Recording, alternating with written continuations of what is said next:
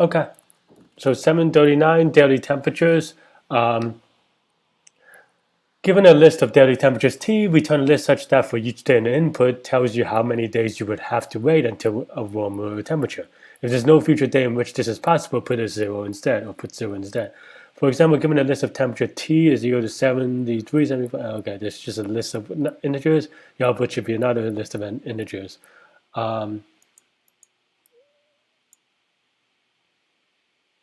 Wait until warmer temperature, so okay. So 73 takes 1, 4, 75 would 76. Okay.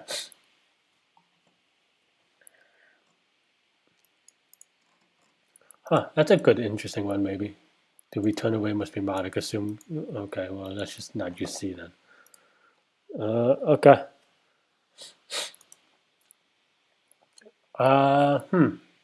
So that's an interesting one.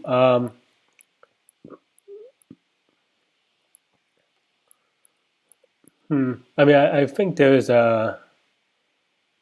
Let's see. So I think for these kind of problems, what I would try to do is try to figure out some kind of structure that would help us kind of rephrase the problem in a cleaner way. So this is just looking for the basically the next bigger number, which feels like a standard problem, but I'm blanking out a little bit right now. Let's see. So the first thing I would maybe do is sort. Would sort help?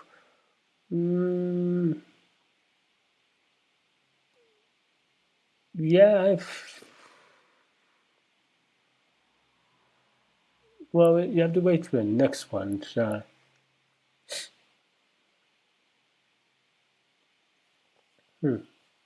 I mean, yeah. So let's see. How was the length? Okay, so the length was 30. So to be clear, we have 30,000 temperature measurements. Because otherwise, if n is something smaller,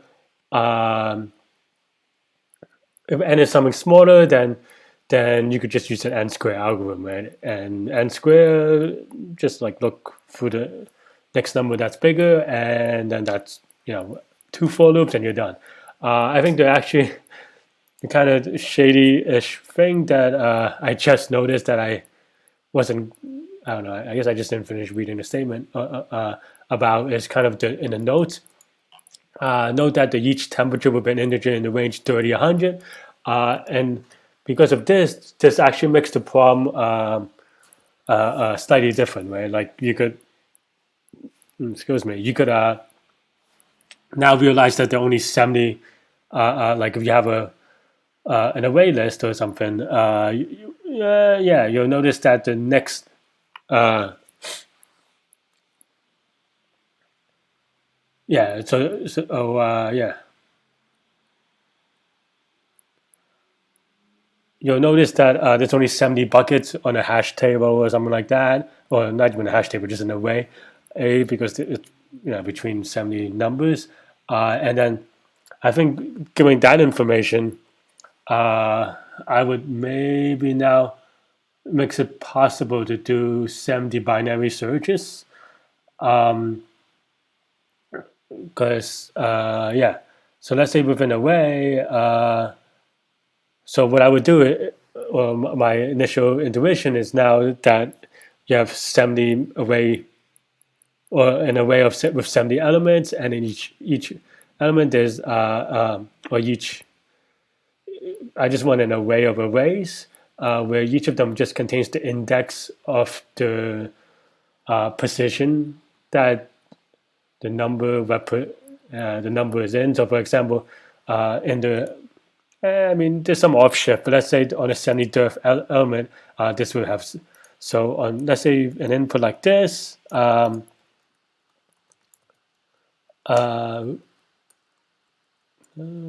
is right. Okay. Then and let's say I would have an array with the semi-dirt. I mean, I know that will shift it by like 30 or something, but third element, it would have 0, and then the next 73 is 0, 1, 2, 3, 4, 5, 6, 7. So 0, 7.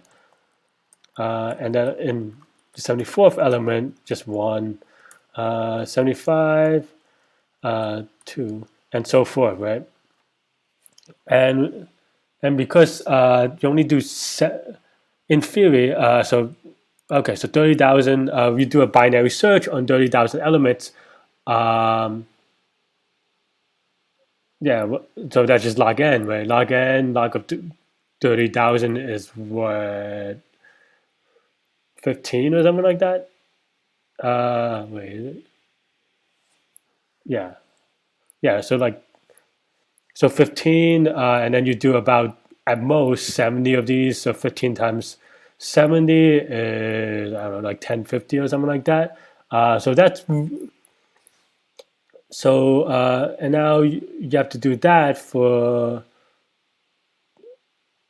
30,000 elements. So that's still kind of like, what is that, like 30 million? So now you're doing 30 million operations on the order of or something like that. So I think that's tractable, and that's maybe what I would try to do first.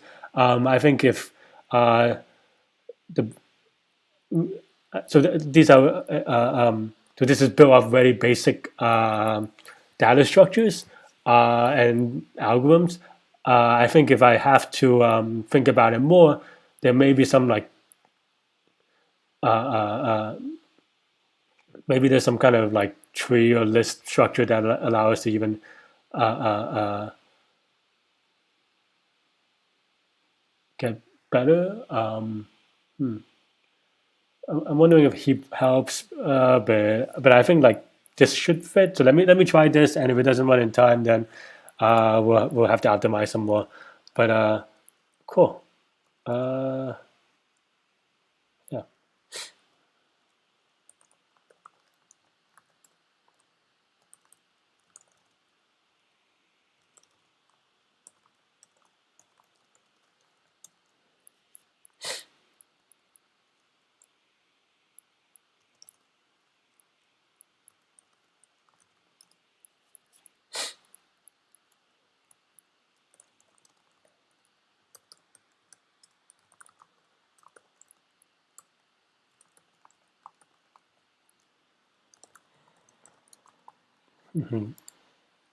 Let me make sure I get enumerate. I'm not signed in. How did that happen? Was I just signed in? All right, I'm gonna sign in through another window. Hang on, because last time I did that, I kind of leaked some personal data. Okay, I submitted a problem like 10 minutes ago. That is weird, but okay.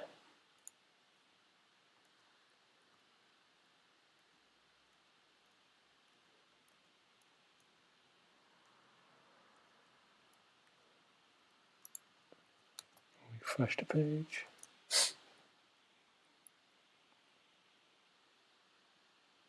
Okay.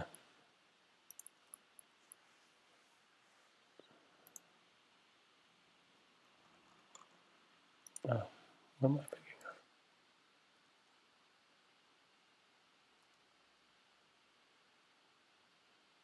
up?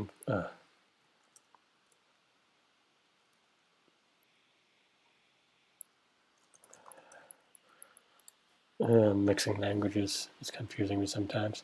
Okay. Yeah, sorry. I had to. So here I'm just printing it because I always forget which orders to enumerate, or like I get them confused, and then way later I realize my mistake. So I might as well try to see it now. But as we said, then now we have temperature map. Okay.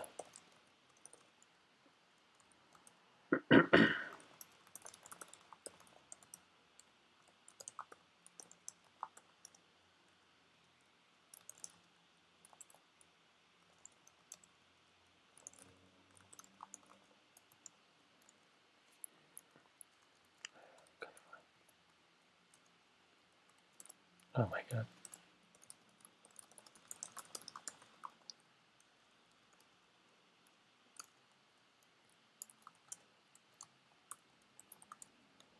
Okay, something like that.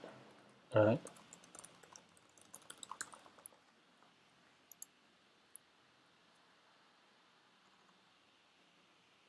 Okay, so that seems like what I would or wanted to expect. Okay.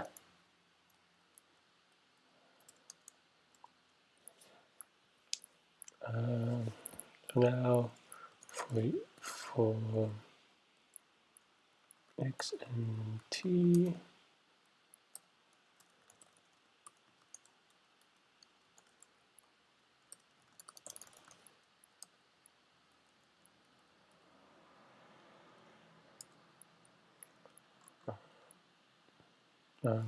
yeah, okay. I guess we do need to index just to make sure it's easier.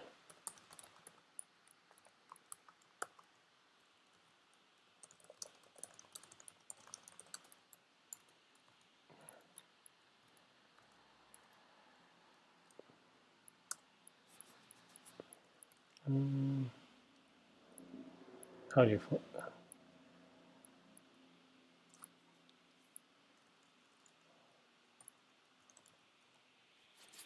Okay.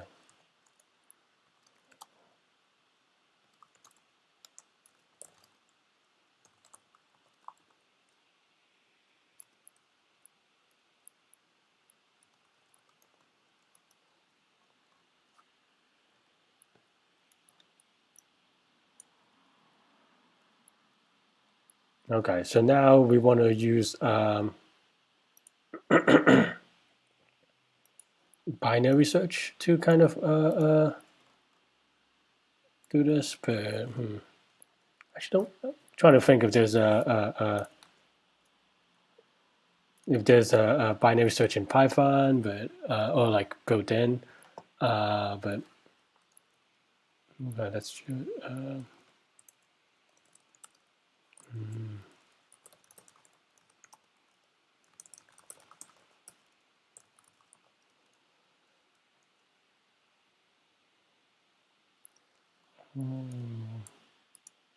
So now, given this, now we want the biggest, or sorry, the smallest index that is bigger than this index.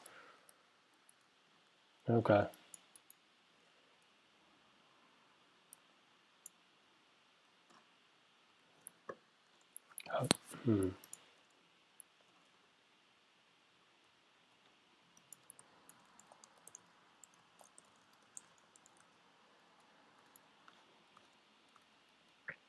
Okay, I guess I'll just have to write my own.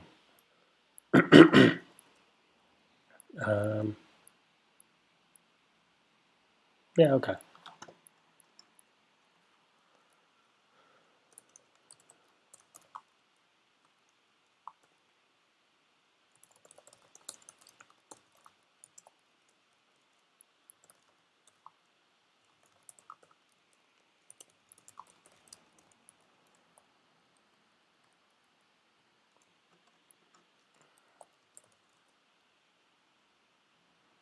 I'm gonna just go to find because I don't know.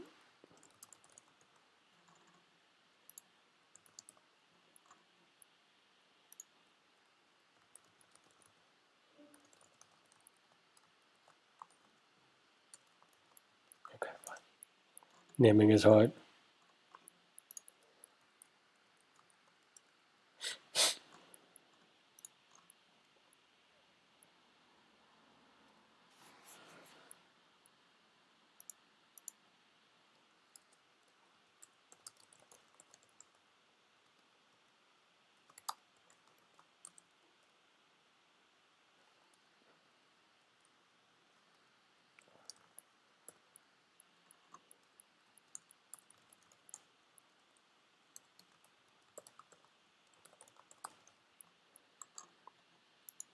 Okay, so here we want to look through L to find the smallest number that is bigger than index. Okay.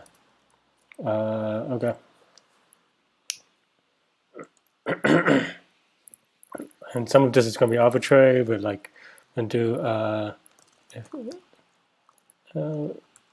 is less than 10, then we just, I don't know, just do just do a linear thing.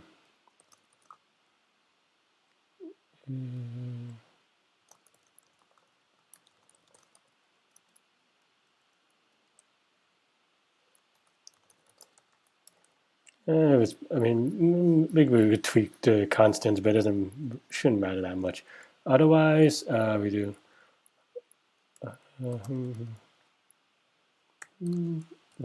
tell you to something like that.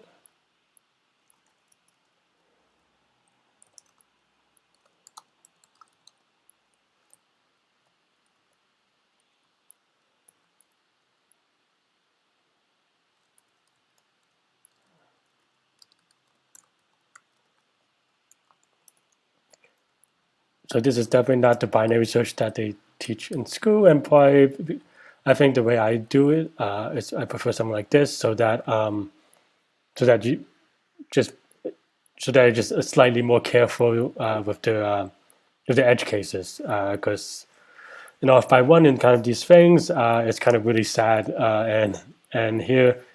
For small numbers, like you don't need to do the actual binary search algorithm, you just kind of do linear search. So that's fine, right?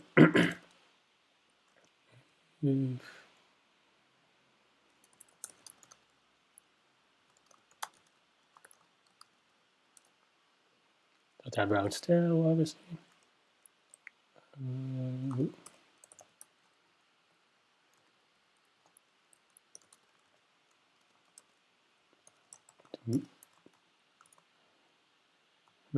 Okay, if the midpoint is bigger than index, that means it's on the right side. Okay. I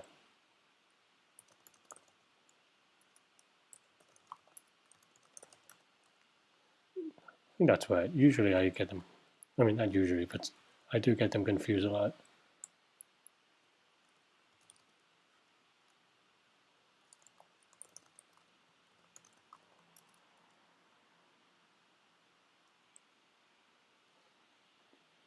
This might be less than 2, but okay. There may be some less than equal to, but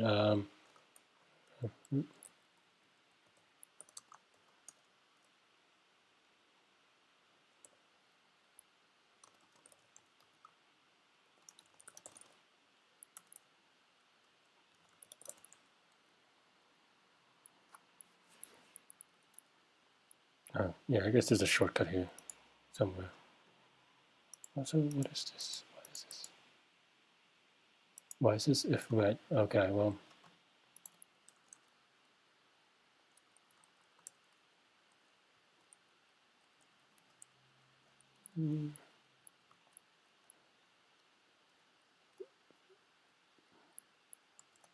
No, okay.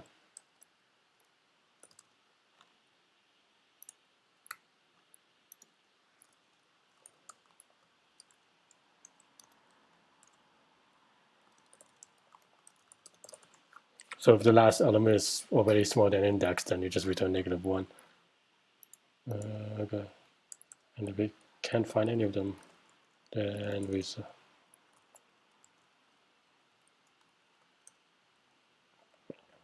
okay, fine.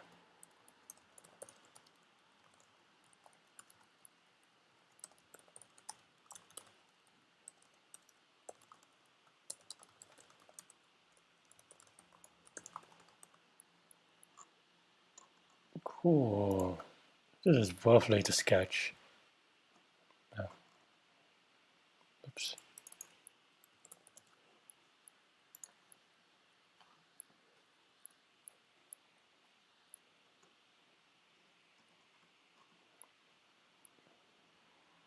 Okay.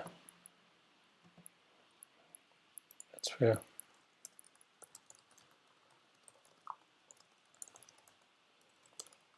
That's why I never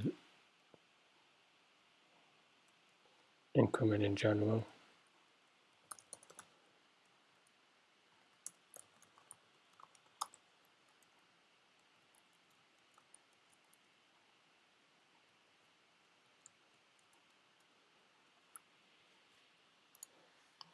This is now getting slightly messy, but see we get to them first. Okay. Oh, I forgot to do the delta. Okay. This minus index.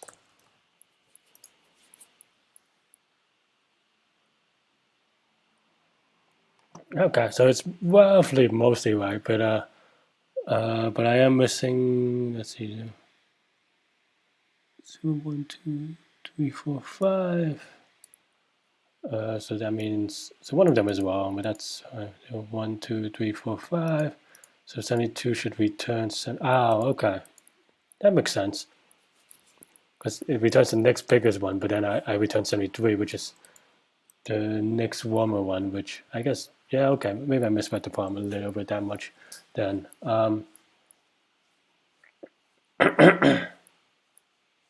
That's not impossible. I mean, uh, the analysis still remains the same. It's just that we have to fix the condition. Okay.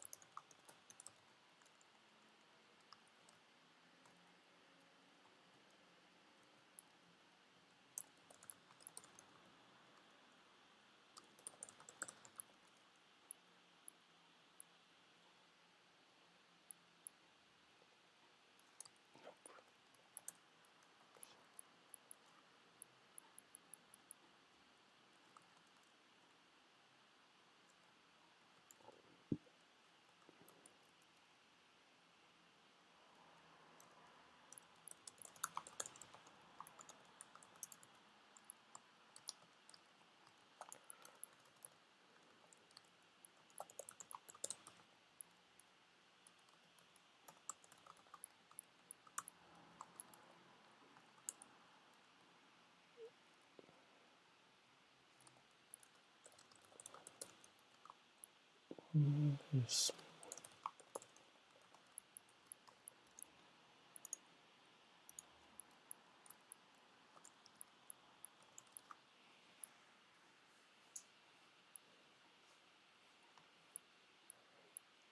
Oops. Hmm.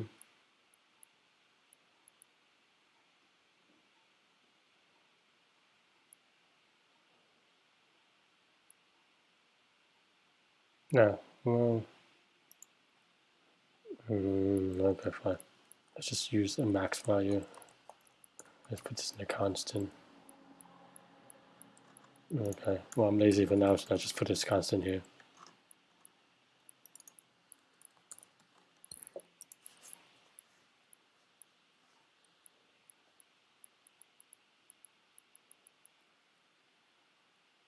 Okay.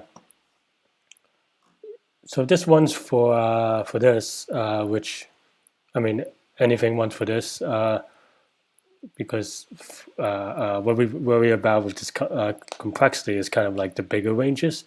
So let's see if we can maybe just copy and paste this like a couple of hundred times or something, and then see if that changes the complexity enough, or like our complexity is sufficient.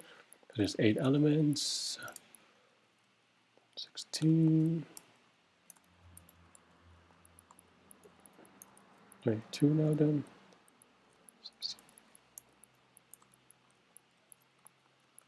128, right?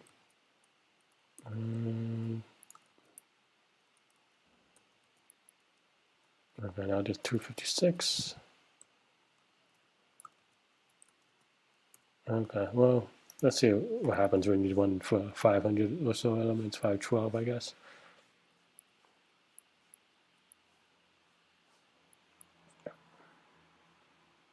What?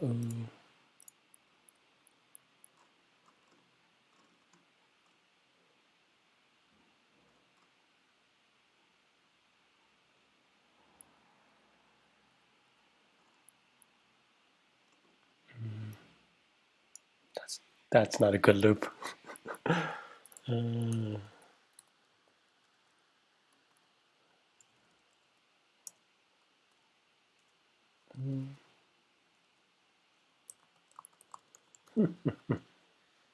does that even?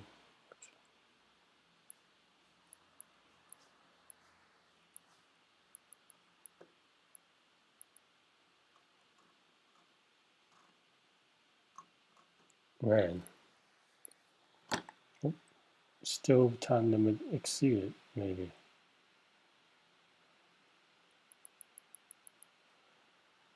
The tricky part about this problem is that, yeah, on time limit exceeded, like, not quite sure whether that's, I mean, it might be just that my algorithm is wrong, or like there's a miscoding of it.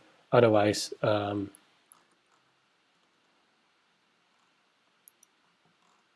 or whether it is an actual complexity thing. I mean, as we just saw, like before, we weren't even iterating correctly. Right?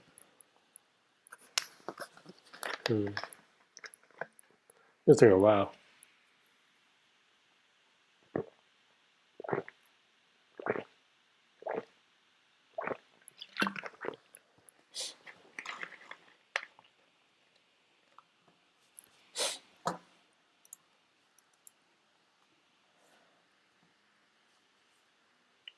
That actually did finish, though, incredibly well. Okay. What? It only went 24 milliseconds, but I don't know why it took so long, but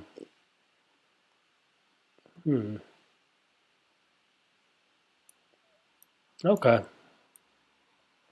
Um,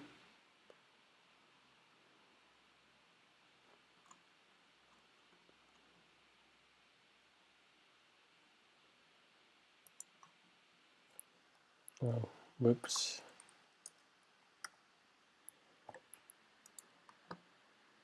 Yet another typo. Huh.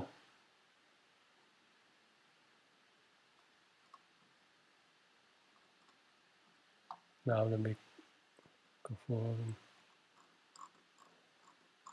I don't know why it's taking so long. Maybe now it's a busy Leetcode time. I don't know. If it claims to have only taken 24 milliseconds, but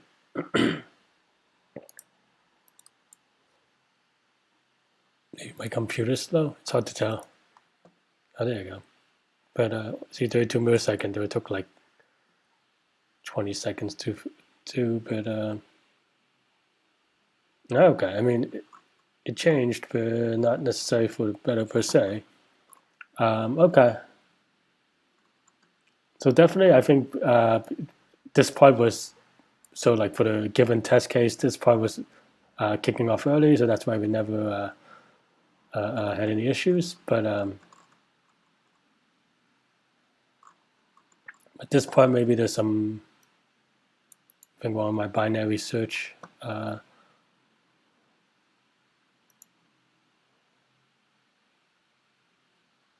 Bigger. Yeah, maybe I had them backwards. Because if the middle is bigger than the index, that means actually you want the first half, not the second half. Okay.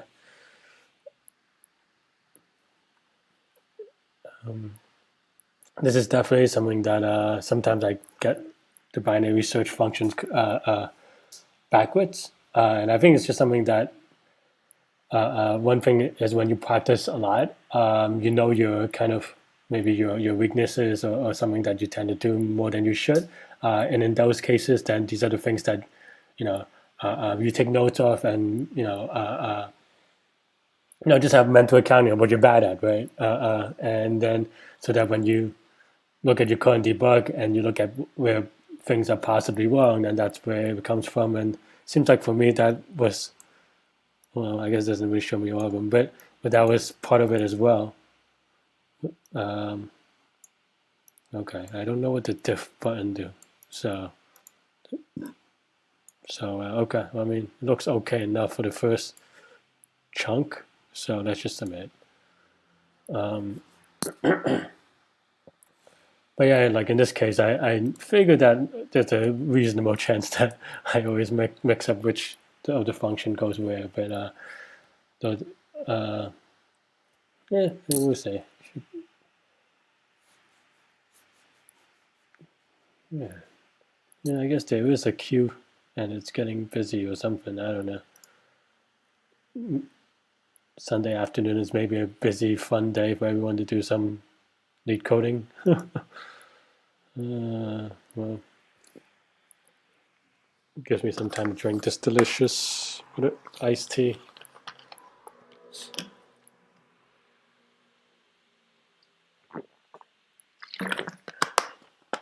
Ah, time limit exceeded. Oh no.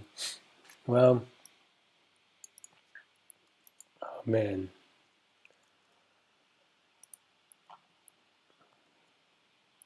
I guess I didn't try the absolute max case. I guess this is only 512, but I don't know if I expected per se, but there are probably some things that we can do to optimize it a little bit.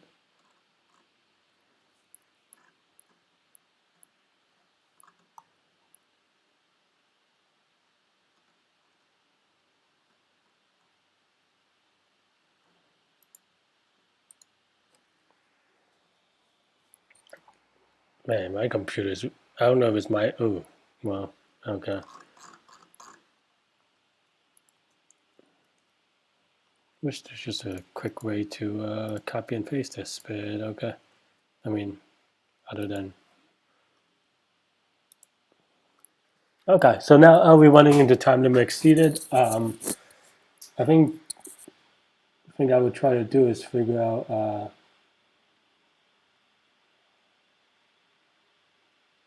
how to optimize, obviously. Um, I think that our current strategy is to kind of, for each number, look forward in time to find a number that's biggest, but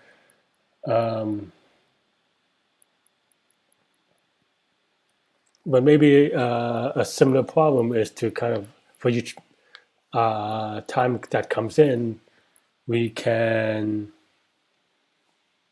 yeah, okay, yeah, I think there's a better linear time solution now that I think about it. When you look for at each time point, go back in time to figure out what you did, right? Okay. And what that means is, and let me fill in the gap a little bit, is that, I mean, this actually finished, so it didn't give me time to exceed it, but it's possible. I don't know how they actually handle time to exceed it, so maybe it's just like a uh, uh, sum of, uh, uh, sum of time spent kind of thing. I do know that 1 second there. Okay, it's not the best. It's not. It could be better, but this is kind of like it's a weird algorithm, so maybe not. Okay, but I think what I need to do now is to kind of actually just use a stack. And then for every number that comes in, if it's bigger than numbers on the stack, then we just pop it off and so forth. I think that should be enough actually, and because you look at each number only like a constant number of times, so that should be all. And I feel a little ashamed that I haven't thought about. I don't know, didn't think about it until now. But okay, cool. Let's play around with that. Oops, almost pressed the power button. But okay, for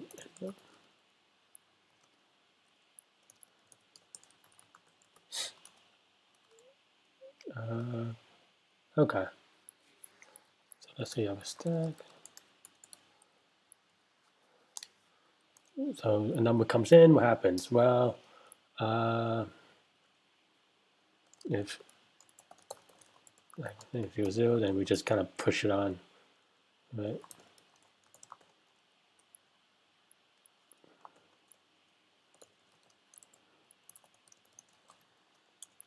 Okay. If not, then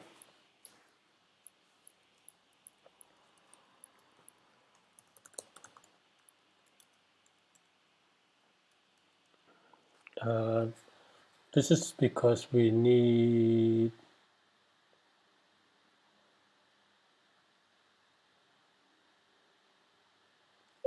This is because we need to kind of keep track of how to put the return values into the array. Actually, we do results as you go to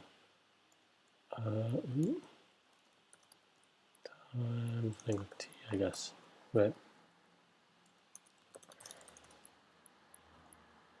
So this should be instant. Okay. One time much faster when you don't do anything. Okay. Okay. So if the stack is not empty, we basically go for the stack as we can, while top of the stack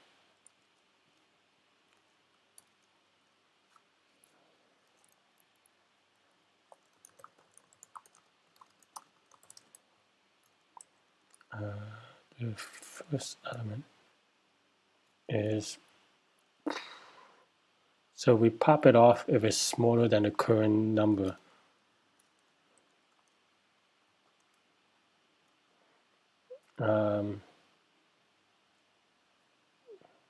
And then you use the current index in the old index, and that's why you just name pairs sometimes.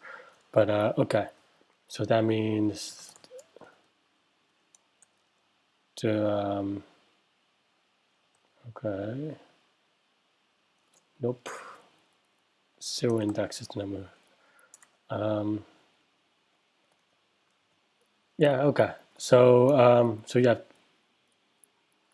so this is the index of the number you're popping. So you pop it, you put results. Okay, fine. Let's just name these things. Top index.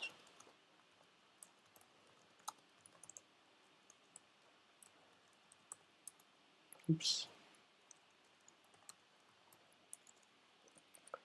Now results top index is equal to the current index. Oh, then I guess we don't really need this. And then stack.pop.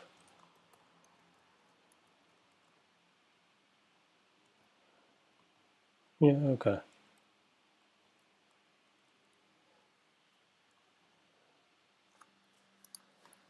Something roughly like this. I don't know if this is quite right, but I want to see what happens to it. Okay. Oh, yeah, I mean, poop. I forget to do the delta thing again, but they're still not quite right.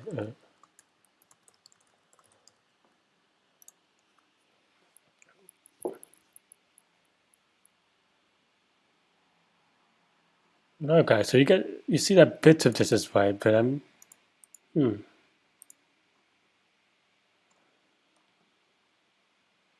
oh, because I never push stuff back into the stack. Okay, and then after all that, you push the stuff on the stack. Okay, you have to cruise all the previous stacks. Okay, wow, and that was much faster, even on this case. Okay, let's see submit, and hopefully this is good.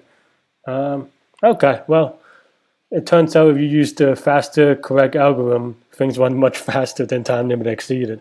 Okay, so yeah, not gonna lie, I think that I got caught up, not caught up, but I got fooled a little bit by the notes. For some reason, I saw that each temperature would be an integer in the range 30 to 100. So my mind definitely jumped into that and kind of tried to optimize that way with an algorithm that you saw kind of in the first half of this problem. But when it comes down to it, yeah, I mean, I think it's a stack problem. I think these are things a little tricky with these sort of things. You have to be able to think. Sometimes it's easier to think about things forward in time, or like and what I mean by that is that like with iterating for an array, like maybe it's like an n square e algorithm, like just be like, okay, keep track of the next thing. But sometimes you can also do things backwards, like, oh, given an element of time, what do I know about the history and the previous moments, and these kind of time series things. In this case, stack was a good track to be like, well, because as soon as you get a number that's bigger than previous numbers, then you could clear them off, right?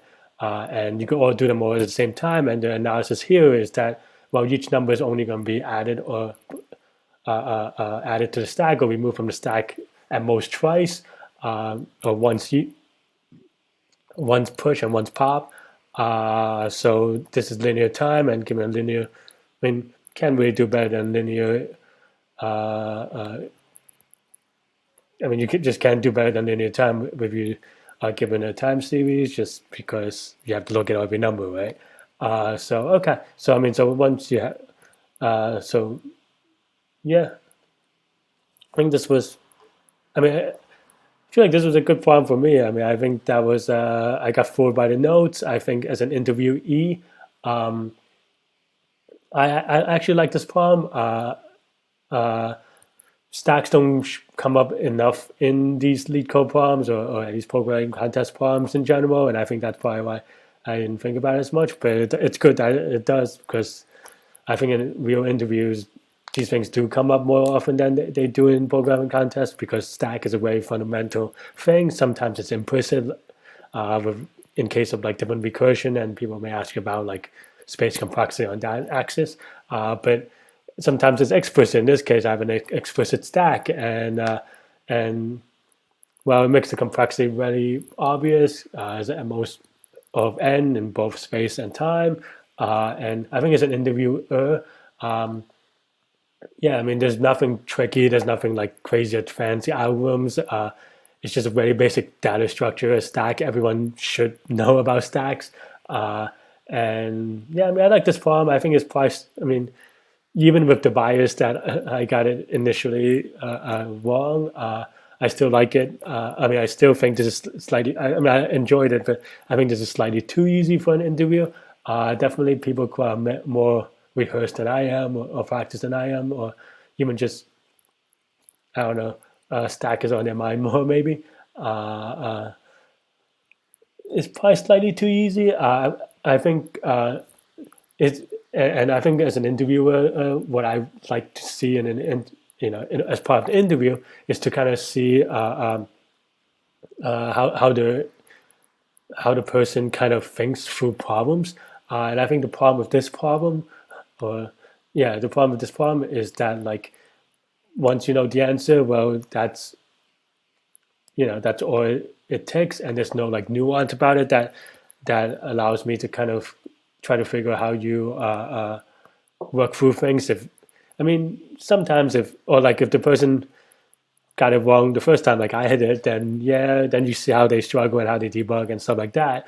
But I like to kind of get that into like a little bit more layered, so that it's more part of the problem versus just hoping that they haven't kind of uh, uh, uh, uh, go on the right track as a first one. Because as soon as they do, then it's easy. And I mean, even the code, it ends up being 14 lines of code or so. So I don't know, pretty easy. Okay, cool.